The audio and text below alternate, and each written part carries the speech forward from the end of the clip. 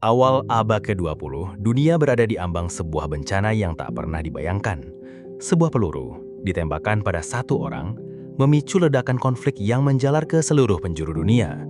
Inilah kisah bagaimana sebuah percikan api kecil berubah menjadi perang global pertama dalam sejarah manusia. Perang Dunia I.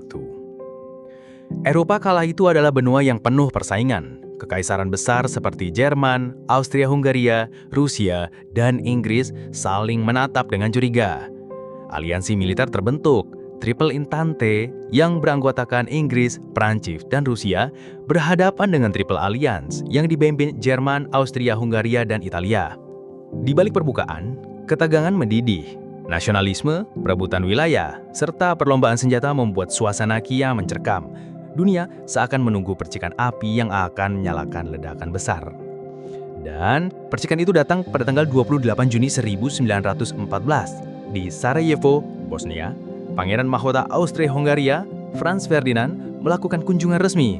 Namun hari itu, peluru dari senjata seorang nasionalis muda asal Serbia, Gavrilo Princip, mengakhiri hidup sang pangeran dan istrinya. Satu peluru cukup untuk mengguncang seluruh dunia. Austria-Hungaria menuduh Serbia, dan dengan cepat jalinan aliansi politik berubah menjadi jaring perang yang tak terhindarkan.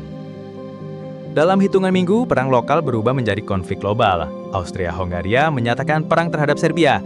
Rusia bergerak membela Serbia. Jerman mendukung Austria-Hungaria. Prancis terikat pada Rusia. Inggris masuk untuk melindungi Belgia yang netral. Seperti deretan domino yang jatuh satu persatu, hampir seluruh Eropa terseret ke dalam peperangan yang belum pernah disaksikan dunia sebelumnya. Namun tidak ada yang siap menghadapi kenyataan perang modern. Perang Dunia I memperkenalkan horor baru, perang parit, di mana jutaan tentara hidup dalam lumpur, kedinginan, dan terjebak di antara artileri mematikan. Senapan mesin memotong barisan pasukan seperti sabit di ladang gandum. Gas beracun mencakik tentara hingga mati dengan perlahan. Tank, pesawat tempur, dan kapal selam muncul sebagai senjata baru yang mengubah wajah peperangan. Alih-alih pertempuran heroik, perang ini menjadi ladang pembantaian bekantis. Eropa berubah menjadi neraka di bumi. Di front barat, Prancis dan Jerman terjebak dalam kebuntuan berdarah. Pertempuran Verdun dan Somme menjadi simbol penderitaan. Jutaan korban jatuh hanya untuk beberapa kilometer tanah. Di front timur, Rusia menghadapi Jerman dan Austria-Hungaria. Tentara Rusia berjuang dengan semangat, namun seringkali tanpa perlengkapan memadai. Kelelahan dan kekalahan besar perlahan menggoyahkan fondasi kekaisaran Tsar. Meski disebut perang dunia, konflik ini benar-benar global. Kekaisaran kolonial mengseret jutaan tentara dari Asia, Afrika, dan Timur Tengah ke medan perang. Kesultanan Ottoman bergabung dengan Jerman dan Austria-Hungaria, membuka front baru di Timur Tengah. Di laut, kapal selam Jerman menenggelamkan kapal dagang, bahkan kapal sipil, menyebarkan ketakutan hingga ke Amerika Serikat. Titik balik datang pada tahun 1917, kapal sipil RMS Lusitania ditenggelamkan kapal selam Jerman, menewaskan ratusan warga sipil termasuk orang Amerika.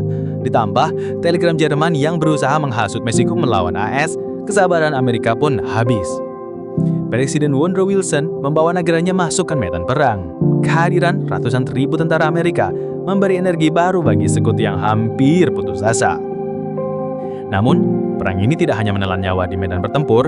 Di Rusia, penderitaan rakyat memuncak.